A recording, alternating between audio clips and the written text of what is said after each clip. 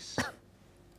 Right, absolutely. With that, I'd like to thank you for joining us on NewsX World, sharing your perspectives. So with us, we leave it there and shift our focus to some other news that we are tracking. Well, the United Nations General Assembly adopted a draft resolution addressing the participation of the state of Palestine during its 80th session following the United States' refusal to grant visas to several Palestinian representatives, including President Mahmoud Abbas. A wide margin adopted the resolution. 145 countries voted in favor, 5 opposed and 6 abstained. Under the newly adopted provisions, Palestinian President Mahmoud Abbas will be permitted to address the General Assembly via pre-recorded video message during next week's general debate. The resolution has also allows, in fact, Palestinian representatives to deliver statements via video conferencing or recorded messages at other high-level meetings and UN conferences, particularly if they are unable to attend in person due to visa denials or other restrictions. The draft text explicitly expresses the Assembly's regret over the U.S.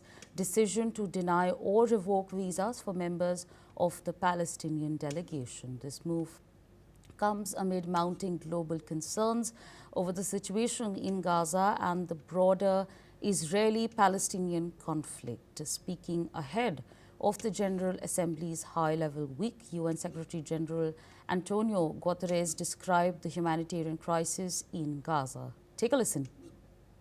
What is the alternative? A one-state solution in which millions of Palestinians either would be expelled or would be submitted to occupation, to subjugation, to discrimination, having no rights in their own land. This is totally unacceptable in the 21st century. And what we are witnessing in Gaza is horrendous.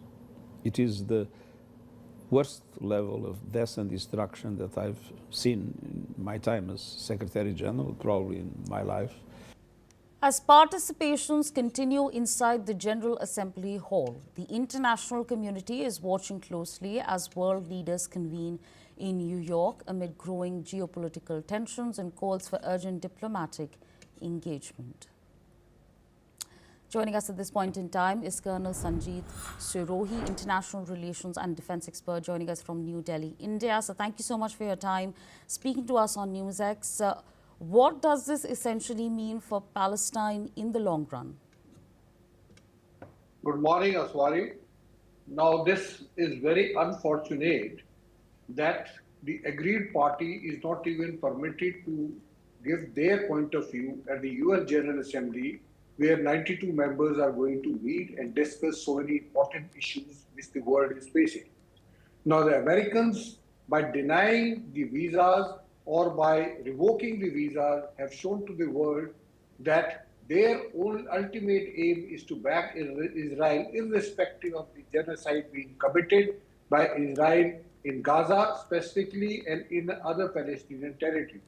So I think in the long run, once we see that once this two-state solution was passed in the Assembly, where 142 members were in favor and only 10 were against it, including US and Israel, and it shows that the Palestinians are getting more support from the world.